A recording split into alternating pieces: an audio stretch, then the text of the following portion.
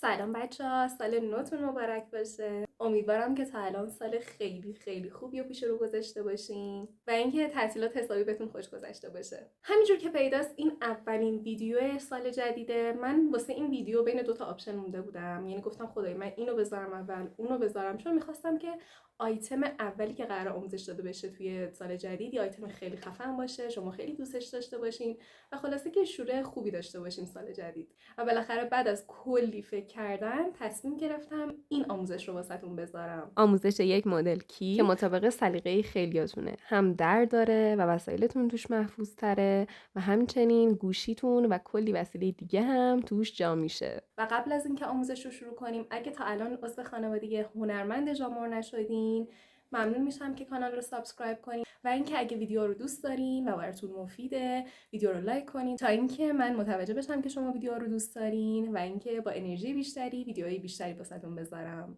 بریم سراغ آموزش.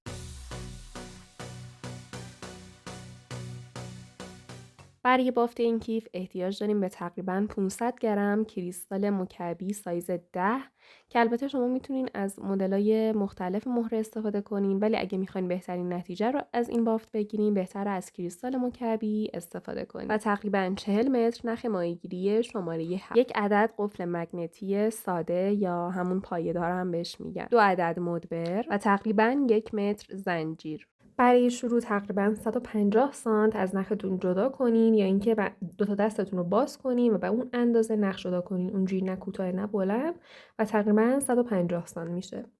حالا 4 تا دونه مهره بندازین داخل نختون. به این شکل چهارمین و یا همون آخری رو تو دستتون نگه دارین و سر دیگه نخ رو به صورت مخالف ازش رد کنین.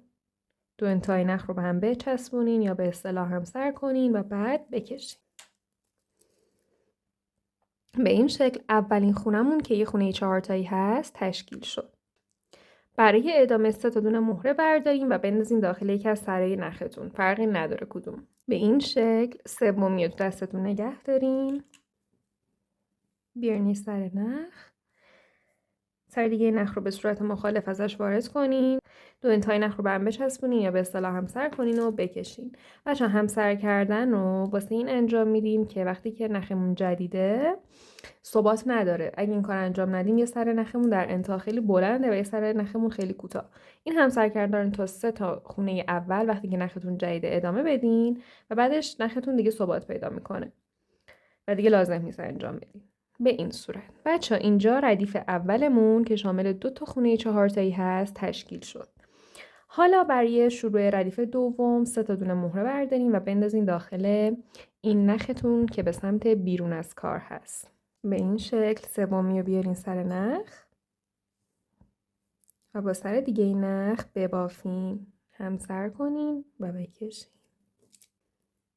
به این شکل اولین خونه از ردیف دوممون تشکیل شد. بچه الان ببینین یه نخ بالا داریم به سمت بیرون بافت و یه نخ پایین داریم به سمت بافتمون. اینجا نخ پایین رو از مهره کناریش این مهره رد کنیم.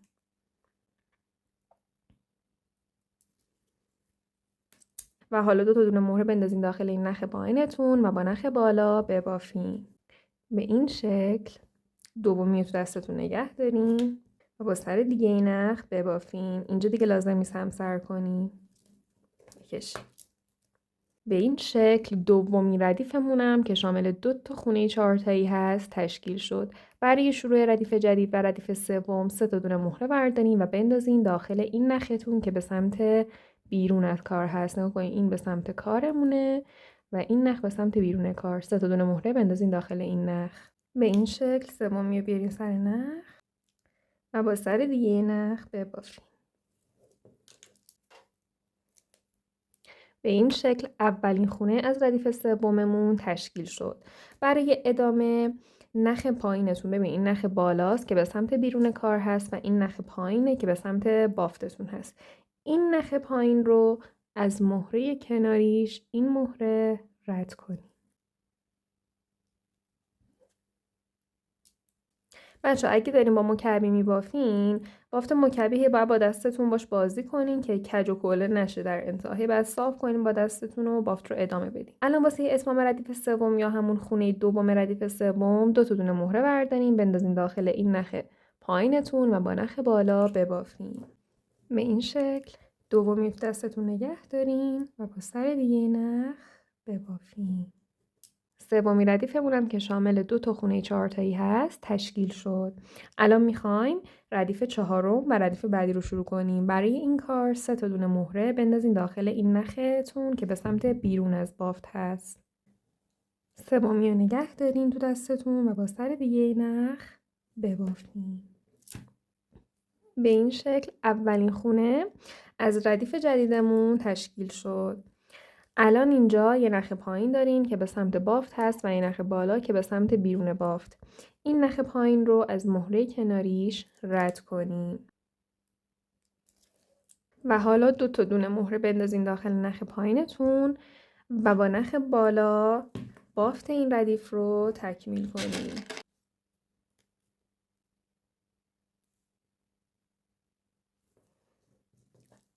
به این شکل ردیف چهارم هم که شامل 2 تا خونه 4 تایی بود به اتمام رسید. بچه‌ها همین روند بافت رو ادامه بدین. الان 4 تا ردیف با هم بافتیم. روند بافت این 3 ردیف آخر رو به همین منوال ادامه بدین تا وقتی که تعداد ردیفاتون 15 تا بشه. البته من میبافم، جایی که نخم کوتاه شد میام پیشتون و اینکه میام که با هم دیگه ادامه بافت رو بریم. خیلی خب بچه ببینین من 10 تا ردیف اومدم بالا و حالا نخم کوتاه شده. وقتی که دو سر نختون به تقریبا 15-20 سانت آخرش میرسه، وقتی اینه که نختون رو مهار کنین و نخ جدید اضافه کنین و بافتتون رو ادامه بدین. حالا واسه یه مهار کردن نخ باید چیکار کنین؟ ببینین بچه‌ها، بیاین دو سر نختون رو از بین کار رد کنین، هیچ کاری نداره. اینجوری دقیقاً دو سر نختون رو برین بین بافتتون که رفتین. و دقیقا همون جایی که نختون هست دوباره نخ رد کنین به این شکل.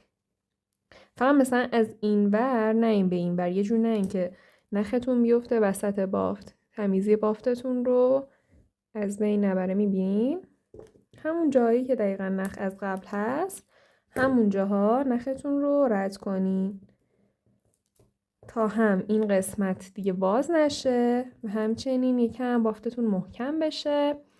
و بعد نختون رو میتونین دو سرش رو ببریم. من میرم رد کنم دو سر نخم رو، اضافیش رو میبرم و بعد میام که بهتون بگم که چجور نخ جدید اضافه کنیم. از ته بگیریم و قیچی کنیم به این شکل. خب حالا بچه‌ها واسه اضافه کردن نخ جدید، فلسفه اضافه کردن نخ جدید به این شکله که نختون رو یه جوری اضافه کنین انگار اصلا نختون جدید نیست، انگار همون نخ قبلی است. ما داشتیم چه کار میکردیم؟ هر ردیفمون 2 تا خونه 4 تایی بود که مثلا فرض کنین این اون خونه آخری است. بافتش رو اینجوری انجام دادین به این شکل. فرض کنین حالا این نخ همون نخ قبلی است که مثلا این خونه تکمیل شده. حالا چیکار میکردین؟ واسه شروع ردیف جدید 3 تا دونه مهره مینداختین تو این نخ بیرونتون و بافت رو ادامه میدادین. بچه‌ها قراره این قسمت 15 تا ردیف باشه، یعنی من میرم الان علاوه بر این 10 تا ردیف هم 5 ردیف دیگه هم میبافم، نخم رو بعدش رد میکنم و بعد میام پیشتون. و بچه‌ها یادتون باشه که نختون جدیده، 3 تا خونه اولی که میبافین نخ رو همسر کنین و بکشین تا نختون در ادامه یک اندازه بشه دو سرش و یکی کوتاه و یکی بلند نشه. خیلی خب بچه‌ها به این شکل من 15 تا ردیف هم رو همینجوری که میبینین بافتم. حالا بچه‌ها اگه میخواین سایز کیفتون رو عوض کنین اینجا جاشه. خب سایز کیفی که من میخوام ببافم اندازه یه گوشی جا میگیره. کیف سایز معمولیه و اگه از این کوچیک‌تر کنین فکر میکنم خیلی از گوشی‌ها توش جا نشه. شاید گوشی کوچیک توش جا بشه ولی خب ممکنه جا نشه گوشی شما. واسه همین سایز رو نگه دارین و اگه میخواین سایز کیفتون مینی بشه کمتر کنین و بیشتر. و حالا چجوری کمتر بیشتر کنین؟ تعداد ردیف ها باید فرد باشه. تعداد ردیف ها حتما باید فرد باشه. حالا 15 تاست، ما شما میتونین 13 تاش کنین، 11 تاش کنین، 17 تاش کنین، حالا به سلیقه خودتون. و حالا واسه ادامه کار یه دوباره 150 سانت نخ جدا کنین یا به اندازه دو دست بازتون و حالا باید بیاین وسط این قسمت رو پیدا کنین به این شکل که از 2 طرف شروع کنین. 1 2 3 4 5 6 و باید 3 تا خونه وسط رو پیدا کنیم. از 2 طرف همزمان شمردم و وقتی که 3 تا خونه باقی مونده بود شمارش رو تموم کردم. حالا این 3 تا خونه که میشه از یه سمت بشمارین. نگاه کنین 1 2 3 4 5 6 7 میشه میشه ردیف هفتم. خب حالا نخ جدیدتون رو بیارین و به این شکل نختون رو وارد این مهره از ردیف هفتمتون کنین. نگاه کنین 1 2 3 4 5 6 7 به این شکل. حالا بذارین اینوریش کنم بدتر باشه. حالا 3 تا دونه مهره بندازین داخل این نخ سمت راستتون. به این شکل سومی رو دستتون نگه دارین و با سر دیگه این نخ به این شکل ببافین، همسرم کنین چون نخ جدیده و بعد بکشین. به این صورت اولین خونمون از این قسمت تشکیل شد. الان بس یه ادامه نگاه کنین. یه نخ بالا داریم به سمت بیرون بافت و یه نخ پایین داریم به سمت بافت. این نخ پایینیه رو از این مهره کناریش رد کنین. بافتتون با مهره‌های مکعبیه، با دست صاف و صوفش کنین و بعد ادامه بدین. حالا 2 تا دونه مهره بندازین داخل نخ بالاتون و با نخ پایین ببافین. به این شکل دومی رو دستتون نگه دارین و با سر دیگه نخ همسر کنین و بکشین. به این شکل دومی خونمون تشکیل شد. واسه بافت خونه آخر از این ردیف نخ پایینتون رو از مهره کناریش رد کنین. 2 تا دونه مهره بندازین داخل همین نخ پایینتون و با نخ بالا ببافین. به این شکل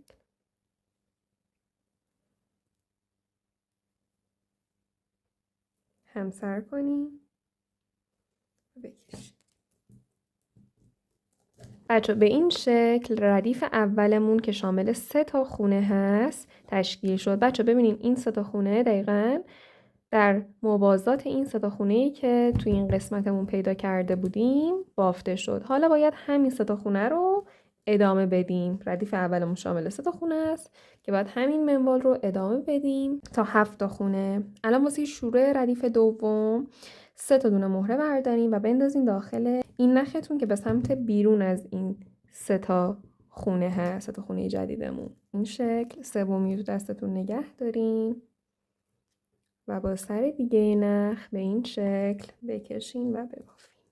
به این صورت اولین خونمون از ردیف دوم تشکیل شد. برای ادامه یه نخ بالا داریم به سمت بیرون بافت و یه نخ پایین به سمت بافت.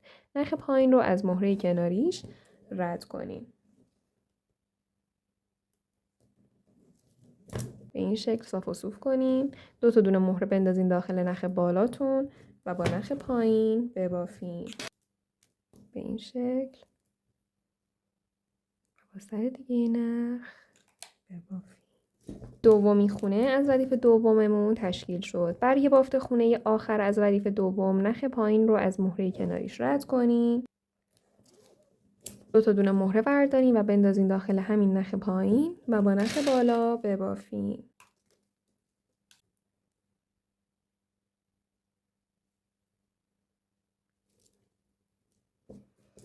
به این شکل دومی ردیفمون هم به اتمام رسید. الان واسه شروع ردیف سوم و ردیف جدید ببینین الان یه نخ داریم به این سمت که به سمت این قسمت بافت هست و یه نخ داریم که به این سمت هست و خارج از این قسمت بافتمون هست. داخل این نخی که به سمت خارج هست 3 تا دونه مهره بندازین. به این شکل سومی رو نگه دارین و با سر دیگه نخ ببافین.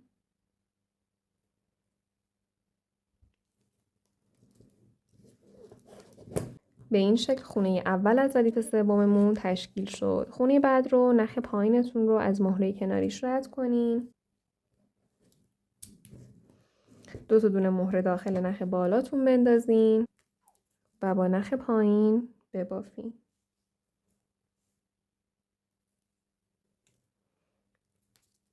به این شکل دومی خونه از ردیف سوممون هم تشکیل شد. خونه آخر از ردیف سوم رو نخ پایین رو از مهره کناریش رد کنین. 2 تا دونه مهره بندازین داخل همین نخ پایین رو با نخ بالا ببافین. این شکل ردیف سوممون هم به اتمام رسید. بچه‌ها روند بافت به همین شکل که تو این 3 تا ردیف اجراش کردیم. برین 7 ردیف یعنی 4 ردیف دیگه ببافین و وقتی که تعداد ردیف هاتون به 7 رسید بیاین تا بهتون بگم چه کار کنین. الان واسه شروع ردیف جدید این نختون که به سمت خارج از این قسمت بافتتون هست 3 تا دونه مهره بندازین و بافت رو ادامه بدین به همین منوالی که تو این 3 تا ردیف رفتیم. بریم ببافین و بعد رد کنین، نختون رو بچینین و بیاین که بهتون بگم چجوری ادامه بافت رو که قسمت هیجان انگیز هست ببافین. خیلی خب بچه‌ها ببینین این قسمت بافتمون به اتمام رسید که یه حالت تی انگلیسیه. حالا برای ادامه دوباره تقریبا 150 سانت نخ جدا کنین. خب بچه‌ها در ادامه ما میخوایم این قسمت رو یه جوری ببافیم که این قسمت کیفمون یه حالت هلال تور و حالا زاویه دار بگیره و بعد مثلا این طرف رو دقیقا همون کاری که این طرف کردیم انجام میدیم. حالا از یک سمت تیتون شروع کنین. من این سمت رو انتخاب میکنم. نختون رو بردارین و ببینین این گوشه این تی، این زاویهش اینجا، از این 2 تا مهره نختون رو رد کنین.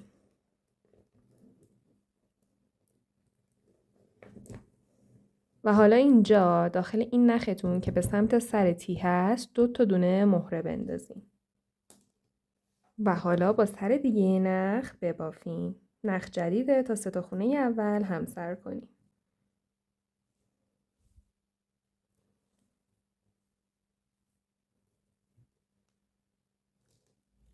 به این شکل اولین خونمون که یه خونه 4 تایی هست تشکیل شد. الان برای ادامه بچه‌ها نخ بالا داریم به سمت خارج این قسمت و یه نخ هم داریم به سمت پایین به سمت این قسمت از بافتمون.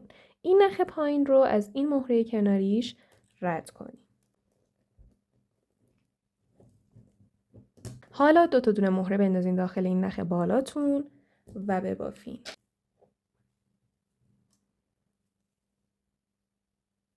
همسرم کنیم و بکشیم. خیلی خوب اینم از خونه دوممون که یه خونه 4 تایی هست. برای بافت خونه بعد نخ پایین رو از مهره کناریش رد کنیم. و حالا 3 تا دونه مهره برداریم و بندازین داخل این نخ پایینتون. به این شکل و با سر دیگه نخ با سمت بالای نخمون میبافیم. همسرم کنیم و بکشیم. به این شکل سومین خونمون که یه خونه 5 تایی هست به این شکل تشکیل شد. برای ادامه دوباره نخ پایینتون رو از مهره کناریش رد کنیم. و حالا 3 تا دونه مهره بندازین داخل نخ بالاتون و ببافین. اینجا دیگه لازم نیست همسر کنیم. نخمون به این ثبات رسیده. به این شکل خونه بعدمون هم که یه خونه 5 تایی هست تشکیل شد. برای بافت خونه بعد بچه اینجا نخ پایین رو علاوه بر این مهره کناریش از این مهره هم رد می کنیم. در مجموع از این 2 مهره.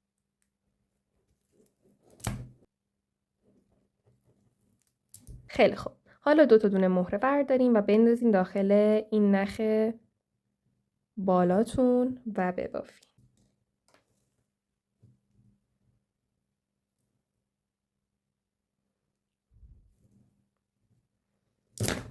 به این شکل میبینین اینجا انگار مثلا این خونه 5 تایی جا نمیگیره. همین باعث میشه که این قسمت بافتمون حالت هلال تور پیدا کنه. میبینین دیگه مثل اونور صاف نیست اونقدر.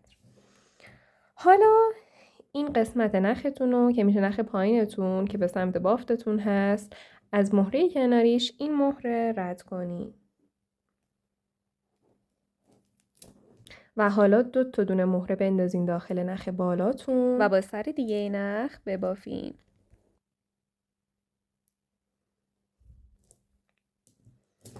به این شکل این خونمونم که یه خونه 4 تایی هست تشکیل شد. برای ادامه بچه ببینین یه نخ پایین داریم به سمت این قسمت بافتمون، قسمت پایه تی و یه نخ داریم به سمت بالا و به سمت بیرون از این قسمت. این نخ پایین رو از مهره کناریش رد کنیم و 2 تا دونه مهره بندازین داخل نخ بالا و ببافین. تلاش کن با دستتون این بافت رو صاف و صوف کنین. دوباره برای خونه بعدی نخ پایین رو از مهره کناریش رد کنین و دوباره 2 تا دونه مهره بندازین داخل نخ بالا و ببافین. به این شکل خونه بعدیمون هم که یه خونه 4 تایی هست تشکیل شد. بچه‌ها همین روند رو ادامه بدین که نخ پایین از مهره کناریش رد میشه و داخل نخ بالا 2 تا دونه مهره انداخته میشه و بافته میشه. این قسمتمون قراره 6 تا خونه 4 تایی باشه. 3 تاش رو الان با هم بافتیم. من میرم ادامه بافت رو ببافم. خونه آخر خونه ششم رو میام که با هم دیگه ببافیم. خیلی خب بچه‌ها، این از خونه پنجممون. الان میخوایم خونه آخر و یا خونه ششم رو ببافیم. اینجا نخ پایین رو علاوه بر مهره کناریش از این مهره هم رد میکنیم، در مجموع از 2 تا مهره.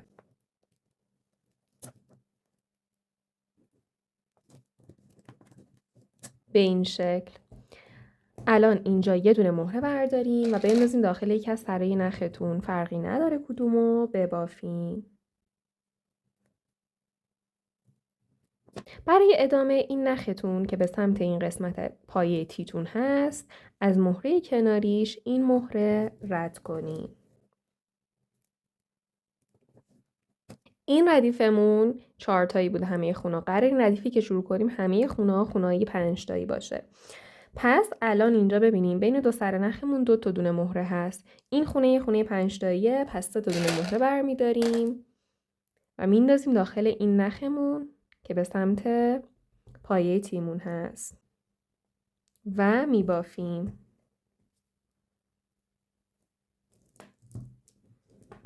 اولین خونه از این ردیفمون که یه خونه 5 تایی هست تشکیل شد. برای ادامه ببینیم بچه‌ها، یه نخ پایین داریم به سمت این پایه تی و یه نخ بالا داریم به سمت خارج این پایه تی. نخ پایین رو از این مهره کناریش رد کنیم. بکشین قشنگ محکم 2 تا دستتون رو توی هر قسمت بافت تا قشنگ بافتتون منسجم تر بشه. حالا 3 تا دونه مهره بندازین داخل این نخ بالا و ببافین.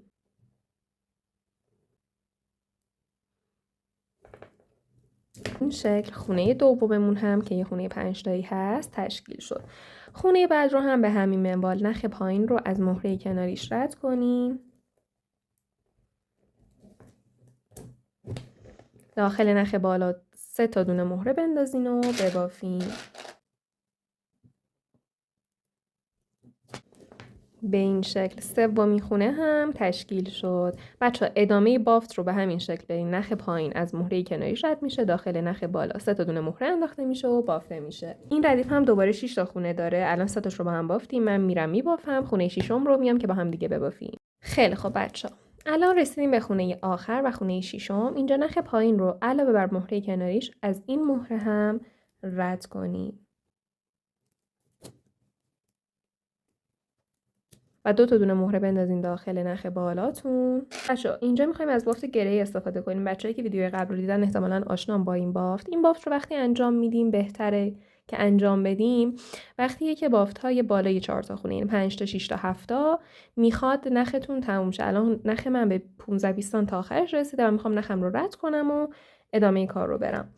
واسه خونه‌های 5 6 7 تایی اینا خونه‌ها وقتی می‌خواید نختون رو رد کنین و ادامه کار رو برین بهتر خونه آخر رو بافت گرهی انجام بدین. حالا به چه شکلی هست؟ الان ما حالت عادی این مهره رو می‌آوردیم می‌بافتیم و تمام. اینجا این مهره آخر رو بگیرین تو دستتون و حالا همون نخ رو که مهره داخلش هست رو برگردونین داخل مهره و یه حالت گره طور به وجود میاد. حالا سر دیگه این نخ رو از زیر این گره رد کنین به سمت بالا و حالا این 2 سر نخ رو بکشین. اینجا میبینین یک گرهی تشکیل میشه که شما این گره رو باید بیارین داخل یکی از مهره‌ها که داخل بافتتون پیدا نباشه. من الان داخل مثلا این بردمش. خب بچه اینجا ببینین یه حالت هلالم دوباره بیشتر شد و اینجا کاری که باید بکنیم واسه که این گرهتون تو بافت نباشه، حالا من آوردم گرهم رو اینجا. حالا یه سر نختون رو محکم با دستتون بگیرین جوری که این گره این وسط داخل این مهره بمونه و حالا بیاین اون سر نختون رو بین بافت رد کنین. یه چند تا خونه که رد کنین این گره ثابت میشه و بعد میتونین اون یکی سر نخم رو رد کنین و نختون رو اضافیش رو ببرین و ادامه کار. الان من میرم، نگاه کنین. اون سمت رو محکم گرفتم، این سمت رو، و حالا سر دیگه نخم رو به این شکل اون رو بگیرین محکم که گره بیرون نیاد. رد میکنم.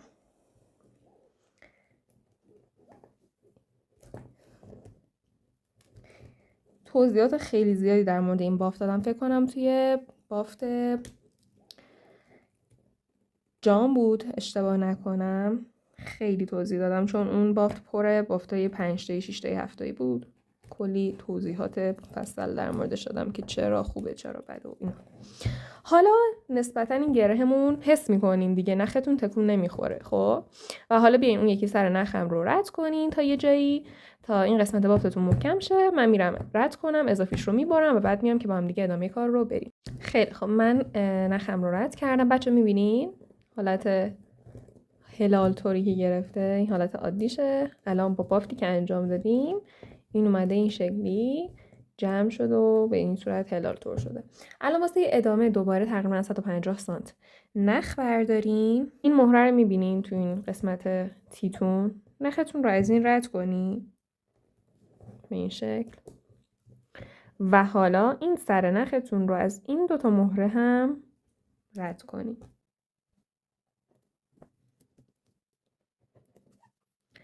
ردیف قبل تمامی خونه ها 5 تایی بود همینجوری که میبینین. اینجا تمامی خونه ها قراره 6 تایی باشن. برای این کار الان ببینیم بین دو سر نختون 1 2 3 تا دونه مهره هست. پس 3 تا دونه مهره دیگه میخوایم تا خونمون به یه خونه 6 تایی تبدیل شه. 3 تا دونه مهرهتون رو بیارین و بندازین داخل این نختون. ببینین این نخ پایینه که به سمت این قسمت تیتونه و این نخ بالاست که به سمت خارج تی هست. به این شکل و با سر دیگه این نخ ببافین. همسر کنین تا 3 تا خونه اول نختون جدیده و بکشین. به این شکل اولین خونمون که خونه 6 تایی هست تشکیل شد. برای خونه بعد نخ پایین رو از 2 تا مهره کناریش رد کنین. این 2 تا مهره از این خونه 5 تایی.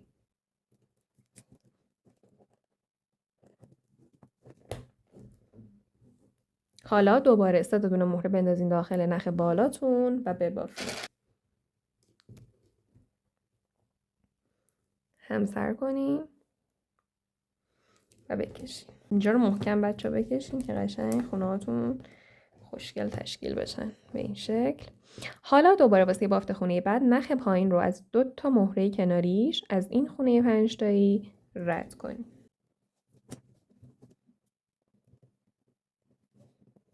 حالا 3 تا دونه مهره بندازین داخل نخ بالاتون رو ببافین. همسر کنین و بکشین به این شکل. بچه ادامه بافت رو به همین منوال نخ پایین رو از 2 تا مهره کناریش خونه 5 تایی کناریش رد کنین و داخل نخ بالا 3 تا دونه مهره بندازین و ببافین. این ردیف هم دوباره 6 تا خونه داره.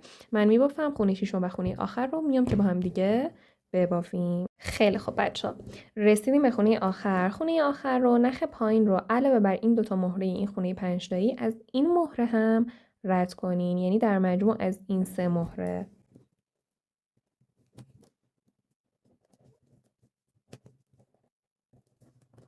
به این شکل. حالا 2 تا دونه مهره بردارین و بندازین داخل این نختون، نخ سمت بالاتون، این نخ و ببافین.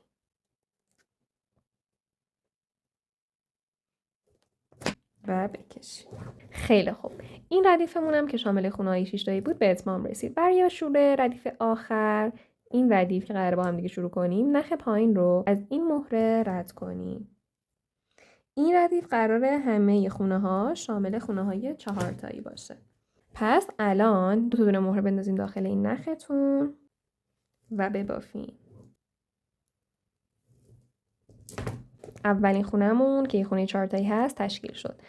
خونه بعد رو نخ پایین، بچه اینجا نخ پایین داریم به سمت این پایه تیم به این شکل و این نخ بالا داریم به سمت خارج. نخ پایین رو از مهره کناریش رد کنیم.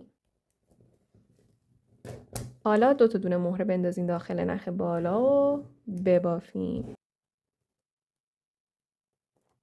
حالا دوباره نخ پایین رو از مهره کناریش رد کنیم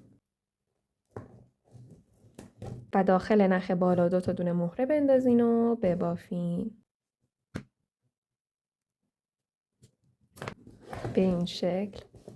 بچه‌ها روند بافت به همین شکل. نخ پایین از مهره کناریش رد میشه، داخل نخ بالا 2 تا دونه مهره انداخته میشه و بافته میشه. ردیف شامل 12 تا خونه 4 تاییه. الان 3 تاشو با هم بافتیم. برین ادامه رو ببافین. منم میبافم، میام که خونه 12 و خونه آخر رو با هم دیگه ببافیم. خیلی خوب، رسیدیم به خونه آخر. بچه خونه آخر رو نخ پایین رو علاوه بر مهره کناریش از این مهره هم رد کنین. در مجموع از 2 تا مهره.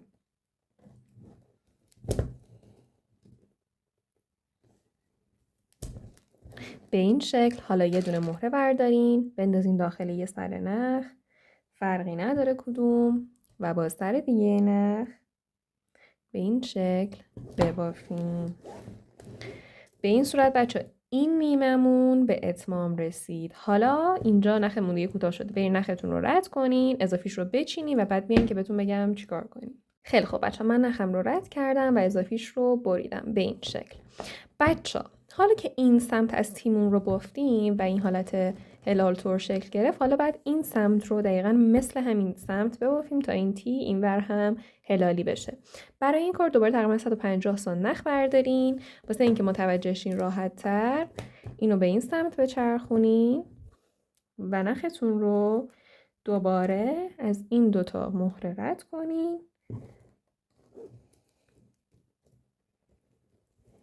به این شکل. و حالا ویدیو رو بذارین از قبل و دقیقاً کاری که این سمت انجام دادیم رو این سمت هم انجام بدین و ببافین. من میرم میبافم، این سمت هم تکمیل شد، میام تا بهتون بگم که چی کار کنیم. خیلی خوب بچه ها، ببینین من اون طرف رو هم بافتم و به این شکل در اومد. الان کاری که باید بکنین اینه که دقیقاً یه دونه دیگه از همین قسمت این تیکه از بافتمون احتیاج داریم. یعنی کاری که از اول ویدیو تا الان کردیم و بعد یک بار دیگه تکرار کنین و یه تیکه دیگه به این شکل ببافین. برید ببافید و بعد بیاین که بهتون بگم که در ادامه چیکار کنین. خیلی خوب بچه‌ها، ببینید این 2 تیکه منه. حالا یکی از تیکه‌هاتون رو بذارین جلوتون. حالا کاری که می‌خوایم بکنیم اینه که مراحل رو طی کنیم تا 2 تا تیکه، این 2 تیکه‌ای که بافتیم به هم دیگه وصل شن. برای این کار در وهله اول دوباره تقریبا 150 سانت نخ بردارین و نختون رو وارد این مهره یا این مهره از این لب کار کنین. من از این قسمت شروع میکنم به این شکل و حالا 3 تا دونه مهره بندازین داخل این نخ بیرونتون که به سمت بیرونه به این شکل و با سر دیگه این نخ ببافین.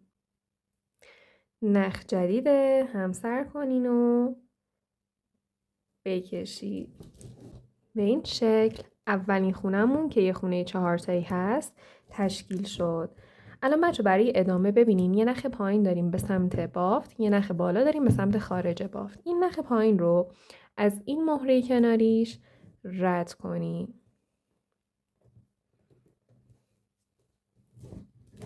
و حالا 2 تا دونه مهره بندازین داخل نخ بالا و ببافین.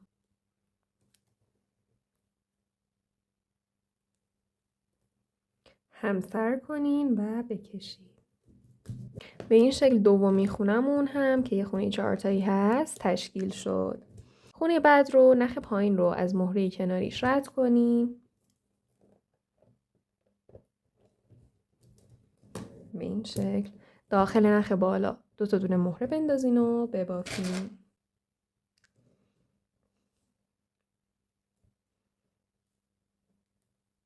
همسر هم کنین و بکشین. به این شکل خونه سوم هم تشکیل شد. برای بافت خونه بعد دوباره نخ پایین رو از مهره کناریش رد کنین. داخل نخ بالا 2 تا دونه مهره بندازین و ببافین.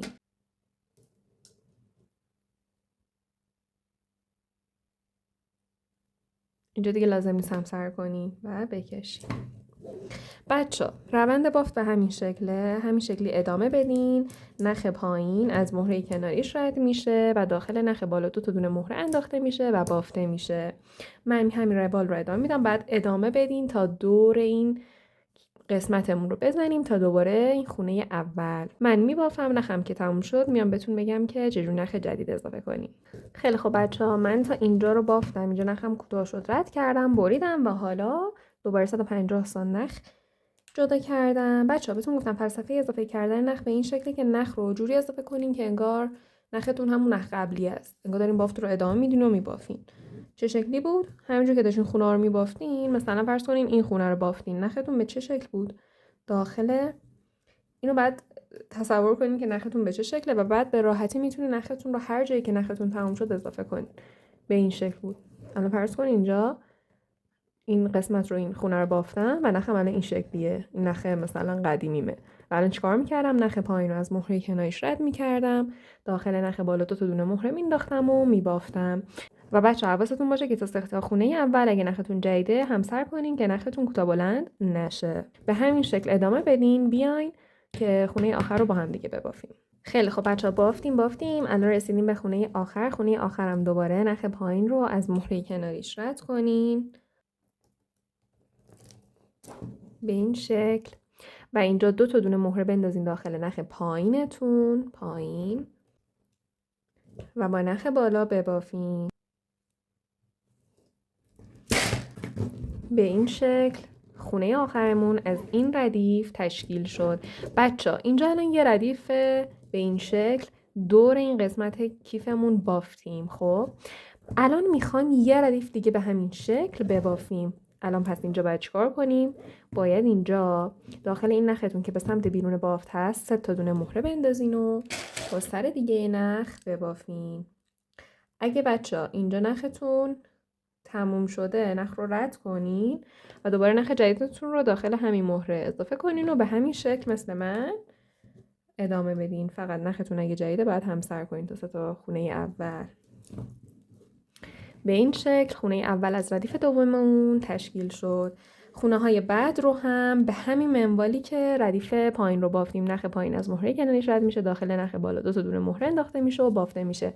همین روال رو ادامه بدین ببافین. دقیقاً هر کاری که ردیف پایین انجام دادیم و انجام بدین. نختون تموم شد، نخ جدید اضافه کنین و همه اینا. و وقتی که این ردیفتون تموم شد بیاین تا بهتون بگم که چیکار کنین. خیلی خب بچه‌ها، من ردیف دومم به این شکل دور تا دور بافتم. الان این یه قسمت از کیفمون بود. یه قسمت دیگه همین شکلی بافتیم دیگه. برید همونم دوباره این 2 ردیف لب رو تا این دور رو باسش کار کنین و بعد بیاین که بهتون بگم که چی کار کنین. خیلی خب بچه ببینین، من اون یه قسمت همین دور تا دورش رو 2 ردیف به این شکل بافتم. حالا چی کار میخوایم بکنیم؟ بذارین که من دوربینو ببرم دورتر بهتر بتونیم ببینیم. کاری که الان میخوایم بکنیم اینه که این 2 تیکه رو به هم وصل کنیم تا اون حالت کیفتورمون به وجود بیاد. برای این کار اولا که دوباره تقریبا 150 سانت نخ جدا کنیم و حالا نختون رو بیارید و حالا نختون رو داخلش یه دونه مهره بندازید به این شکل.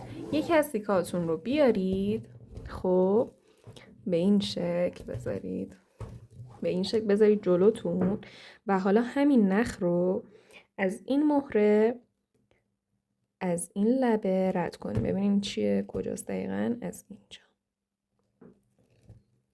به این شکل. و حالا اون سر نخ رو، اون یه تیکه رو بذارین جلوتون دقیقاً مثل همین تیکه به این شکل و اون سر نخ رو از دقیقاً همین قرینه همین مهره تو اون قسمت رد کنیم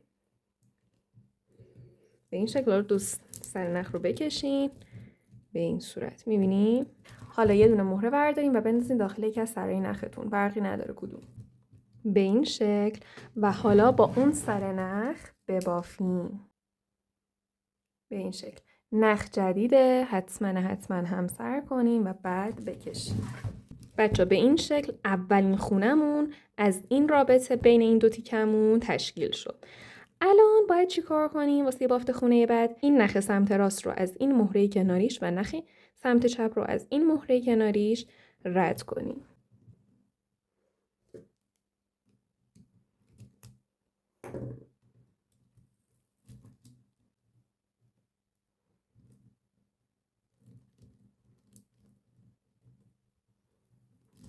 و حالا یه دونه مهره بندازین داخل یه سر نختون، فرقی نداره کدوم، و ببافین.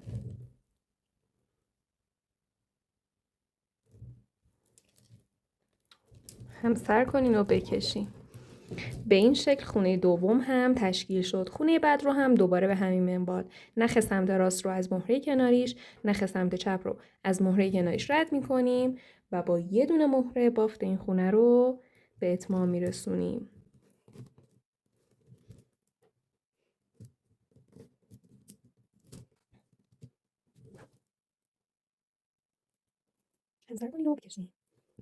اینم از خونه سوم از رابطه بین این دوتا تیکمون. دوباره واسه بافت خونه بعد نخ سمت راست رو از مهره کناریش، نخ سمت چپ رو از مهره کناریش رد کنیم و با یه دونه مهره ببافیم.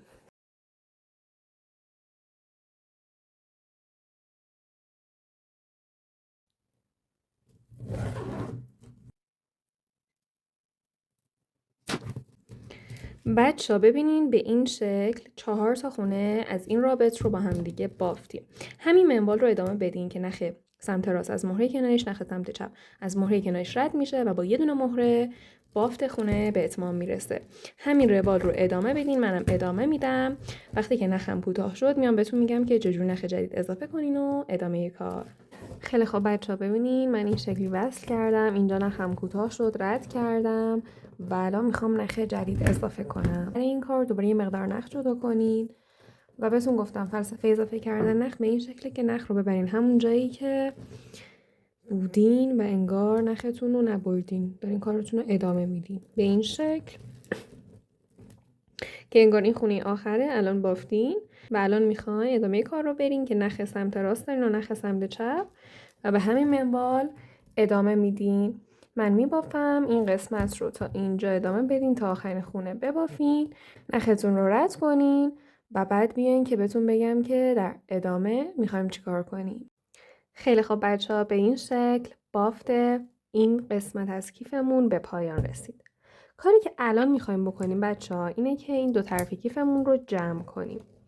برای این کار هم میتونین بچه‌ها ساده جمع کنین، ولی خب من میخوام به کیفم زنجیر وصل کنم. برای این کار احتیاج داریم به این حلقه‌های اتصال که من از این حالتهای دیتور استفاده کردم که میتونین از خرازیا یا لوازم کیف فروشی ها اینا که مثلا کیفای چرم و اینا میفروشن فکر کنم داشته باشن. حالا کیفتون رو بیارین، ما این دو طرف رو میخوایم جمع کنیم. از یه طرف شروع میکنیم، اینو بذارین جلوتون و حالا تقریبا 100-150 سانت نخ جدا کنین و نختون رو بیاین. الان اینجا رو میبینین 1 2 3 4 5 تا خونه داریم. حالا باید بیاین این 3 تا خونه وسط رو پیدا کنین که این 3 تا خونه میشه و نختون رو از این مهره‌های این 3 تا خونه این مهره‌های لبش رد کنین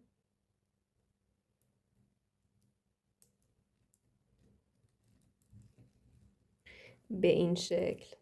و حالا یه دونه مهره بردارین و بندازین داخل یه سر نختون، فرقی نداره کدوم، به این شکل. و سر دیگه نخ رو به صورت مخالف ازش رد کنین،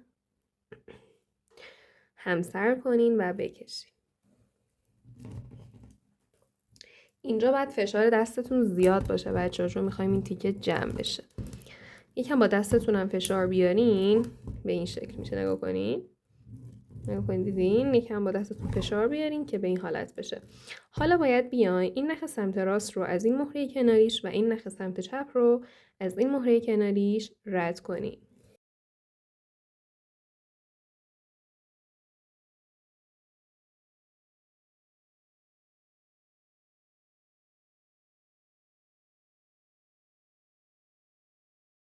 به این شکل.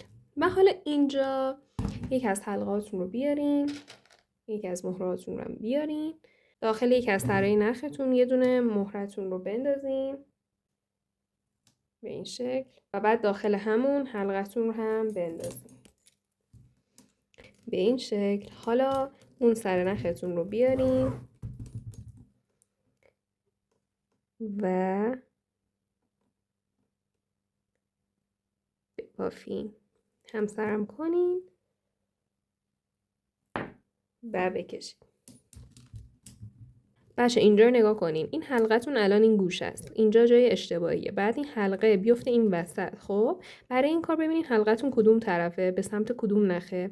همون نخ رو که واسه من این نخ سر نخم باشه به این صورت رد کنین از داخل حلقه به سمت بیرون کیف و بکشید.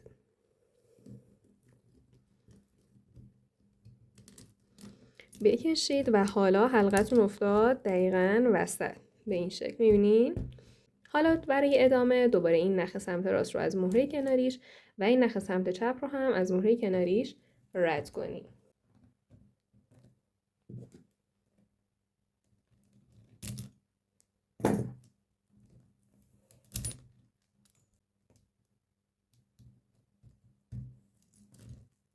به این شکل و حالا یه دونه مهره بردارین بندازین داخل یه سر نختون، فرقی نداره کدوم، و با سر دیگه این نخ ببافین.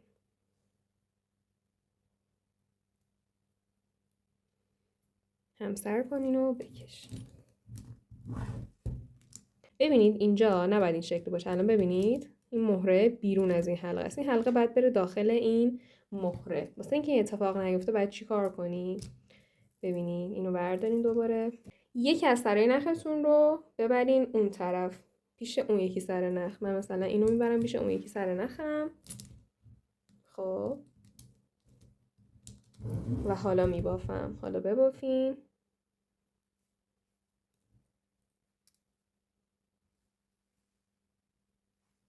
و بکشید. دوباره حلقمون اینجا وسط نیست، مثل اون بالا که تشکیل شد. بعد بیفته وسط. اون سر نختون رو که به این حلقتون نزدیکه رد کنین به سمت خارج کیف.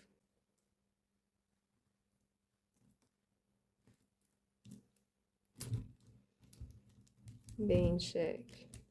الان این حلقمون افتاده وسط و به این شکل کناره کیفمون هم جمع شد.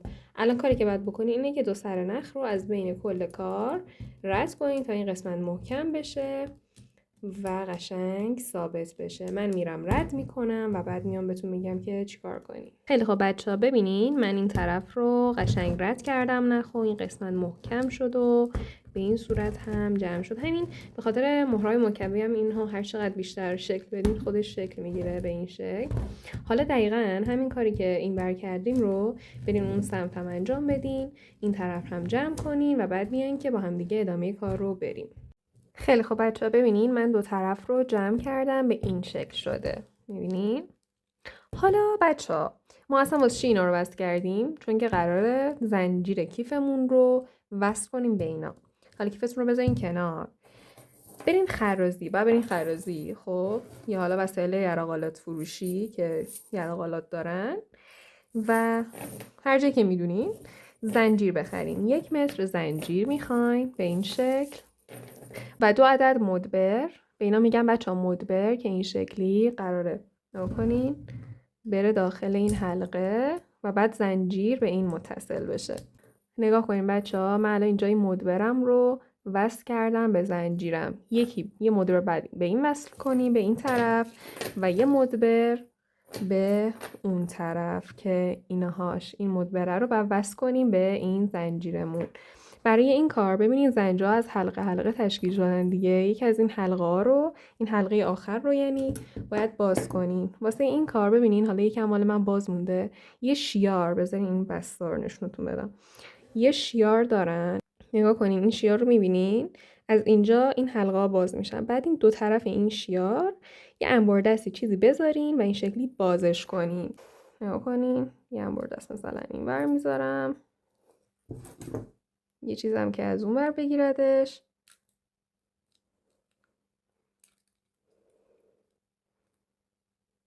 و بعد میکشم. نگاه کنین باز شد. و اینجا مدبرم رو میندازم داخلش. و بعد همین رو میبندم.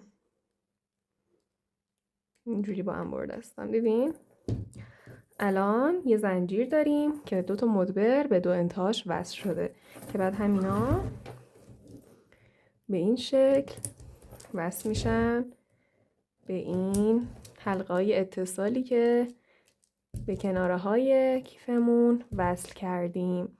این از این مرحله. من اینو جدا میکنم که تو دست و پام نباشه وقتی میخوام آموزش بدم. مرحله بعد بافت در کیفه. خب تقریبا 150 سانتی دوباره نخ جدا کنین. بچه‌ها در اندازش، بلندیش، پهناش همه اینا به سلیقه خودتونه، ولی من میخوام یه در مثلا این اندازه‌ای، اگه توی اینترو دیده باشین یه در این شکلیه که میاد روی کیف، که برای این کار شما یه سمت کیفتون رو بذارین جلوتون و ما میخوایم 5 تا خونه وسط رو پیدا کنیم. برای این کار از 2 طرف بشمارین 1 2 3 4 5 و الان میبینین که خونه هایی که این وسط باقی موند، این خونه ها 5 تان. نختون رو بندازین توی این اولین خونه که از یک طرف بشمارین میشه 1 2 3 4 5 6. نختون رو بندازین داخل این مهره لب از این خونه ششم. شما اگه میخواین سایز کیفتون متفاوت باشه، سایز در کیفتون، میتونین جای دیگه چیز کنین، ولی اگه میخواین دقیقا مدل من ببافین از همینجا شروع کنین به بافتن، ولی میتونین از اینجا شروع کنین اصلا کوچیک‌تر ببافین دیگه. سلیقه دیگه من روشش رو میگم، شما خودتون به سلیقه خودتون عوضش کنین. من بذارم این زیر که ببینین بهتر. خب حالا بچه‌ها 3 تا دونه مهره بردارین و بندازین داخل این سر نختون که سمت راست هست، جایی که تعداد خونه هاش کمتره. الان نگاه کنین این طرف 1 2 3 4 5 تا خونه داریم و این طرف 1 2 3 4 5 6 7 8 9. بندازین داخل اون سر نخی که به سمت مهره‌ای کمتری هست به این شکل و با سر دیگه نخ ببافین. نخ جدید همسر کنین و بعد بکشین. اولین خونمون تشکیل شد. خونه بعد رو باید چیکار کنیم بچه؟ ببینید اینجا یه نخ بالا داریم به سمت بیرون کیف و یه نخ پایین داریم به سمت کیف. این نخ پایینتون رو از این مهره کناریتون رد کنین و 2 تا دونه مهره بندازین داخل نخ بالا و ببافین.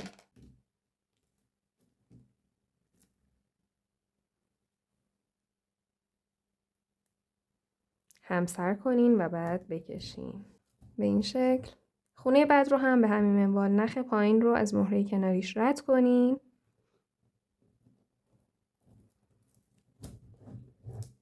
داخل نخ بالا 2 تا دونه مهره بندازین و ببافین.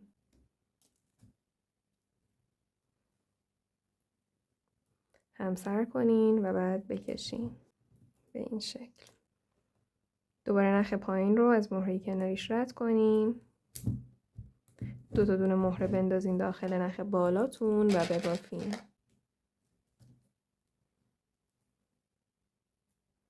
دیگه نمیخواد همسر کنین بکشین. اینجا 4 تا خونه رو با هم دیگه بافتیم، رسیدیم به خونه پنجم که خونه آخرمونه. از اینجا بچه‌ها یه نکته یادم رفت، دری که میخواین ببافین حالا هر تعدادی که میخواین انجام بدین. الان واسه من 5 تا خونه است خب هر ردیفش. فقط اگه میخواین کم و زیادش کنین توجه داشته باشین تعداد خونه های درتون فرد باشه. الان نگاه کنین 1 2 3 4 پنجمی قرار ببافم. اگه میخواین کمتر بیشترش کنین باید تعداد فرد باشه 3 تا 5 تا 7 تا تعداد فرد باشه دیگه، چون میخوایم قفل وصل کنیم و وقتی که میخوایم قفل وصل کنیم بهتره که تعداد در کیفتون فرد باشه. خب پس حالا هر تعدادی که میخواین ببافین تعداد رو فرد در نظر بگیرین، کم و زیادش که میکنین. حالا ما که 5 تاست. الان واسه خونه آخر نخ پایین رو از مهره کناریش رد کنیم به این شکل و اینجا داخل نخ پایین 2 تا دونه مهرتون رو بندازین و ببافین به این شکل. خب ردیف اول از در کیفمون تشکیل شد. برای شروع ردیف بعدی 3 تا دونه مهره بردارین و بندازین داخل این نخ بیرونتون کنین. این نخ به سمت این تیکه جدیدمونه که بافتیم و این نخ به سمت خارجشه. 3 تا دونه مهره بندازین داخل این نختون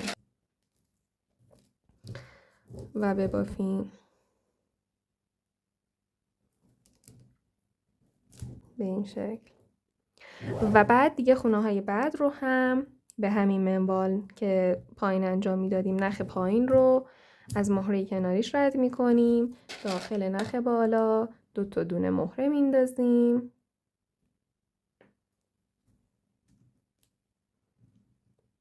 و با سر دیگه نخ میبافیم. دقیقا همون کاری که ردیف پایین انجام دادیم این ردیف هم انجام میدیم و بافت رو ادامه میدیم. بچه تعداد ردیف های در کیفمون قراره 7 باشه که حالا من میبافم، هر جا نخم کوتاه شد میام پیشتون. خیلی خب بچه ها، من اینجا 4 تا ردیف رو بافتم، اینجوری که میبینین نخم کوتاه شد رد کردم و بریدم. اضافه کردن نخم که کاری نداره دیگه، یاد گرفتین دقیقا همون جایی که نختون کوتاه شده. مثلا من این خونه رو بافتم از این ردیف خونه آخر، نخم تموم شد رد کردم بریدم، نخم به 15-20 سانت آخرش رسید رد کردم و بعد بریدم. دقیقا حالا به همینجا اضافه میکنیم و فرض میکنیم که دقیقا همینجا بودیم و الان شروع ردیف جدیده. 3 تا دونه مهره میندازین داخل این نختون که به سمت خارج بافت هست و بافت رو دوباره مثل قبل ادامه میدین. فقط حواستون باشه که 3 تا خونه اول رو 3 تا خونه جدید رو همسر کنین، چون نختون جدیده، نختون کوتاه بلند نشه. خیلی خب بچه ها ببینین 1 2 3 4 5 6 7 این 7 تا ردیف از در کیفمون رو بافتیم و به این شکل شد. و اگه مهراتون مکعبی مثل من بعد این شکلی بشکنینش، 1 2 3 ردیف بشمارین، این شکلی بشکنین و بقیهش هم میاد روی دیواره کیف به این شکل. و نگاه کنین بچه ها، من بهتون گفتم سایز درتون مورد سلیقه خودتونه، یعنی هر جور که دلتون میخواد، ولی این شکلی ببافین، چون که اگه مثلا کل کار بیاد روی دیواره این قسمت‌های خوشگل کیف گرفته میشه و مثلا زیباییش کم میشه به نظر من. بازم به خودتون ربط داره. الان تو این قسمت میخواین قفل کیف رو بس کنیم. من قراره چند روز دیگه، حالا نمیدونم دقیقاً چند روز دیگه، ویدیو جدای اتصال قفل به کیفای موربریدیو با نکات کاملش واسهتون میذارم که یه ویدیو جامع باشه که هر وقت میخواستم آموزش کیف بذارم شما دیگه به اون ویدیو مراجعه کنین و دیگه نخواد مثلا این تیکم توی ویدیو هر دفعه قرار بگیره و هم ویدیو طولانی بشه هم شما خسته بشین. دیگه برین به همون ویدیو مراجعه کنین، یه ویدیو جامع باشه توی کانال. و خب الان چیزی که بهتون میگم، حالا اینو داشته باشین که بعد ویدیو که اومد این نکته رو بعد در نظر بگین که کجا الان اگه کیفتون دقیقاً مثل منه کجا وصل کنین قفل رو. ببینین اول روی در رو بهتون بگم، روی در وسطش رو پیدا کنین، نگاه کنین 1 2 این میشه خونه وسط و همین رو بیاین پایین، این خونه دقیقاً این خونه رو قفلتون رو وصل میکنین و روی دیواره کیف هم دیواره رو بیارین، دیواره جلویی، خب و از 2 طرف بشمارین تا خونه وسط رو پیدا کنین. 1 2 3 4 5 6 7 این خونه میشه خونه وسطمون که این ردیف رو که همین رو بیاین پایین 3 تا اینجا اون تیکه قفلتون هم روی این خونه وصل کنین به این شکل. میبینین من قفل رو بست کردم هم روی در و هم روی دیواره که حالا بهتون میگم آموزشش رو در روزهای آینده آپلود میکنم داخل چنل. اینم از این آموزش. امیدوارم که از این آموزش لذت برده باشین. اگه ویدیو رو دوست دارین لطفاً ویدیو رو لایک کنین، چنل رو سابسکرایب کنین تا به من انگیزه و امیدواری بدین و منم با انرژی بیشتری واسهتون ویدیوهای بیشتری بذارم. مرسی که تا انتها تماشا کردین. راستی اگه از این آموزش لذت بردی بهت پیشنهاد میکنم که این مدل کیف قلبیمون هم امتحان کنی و ببافی و لذت ببری. تا ویدیو بعدی، خدا حافظ.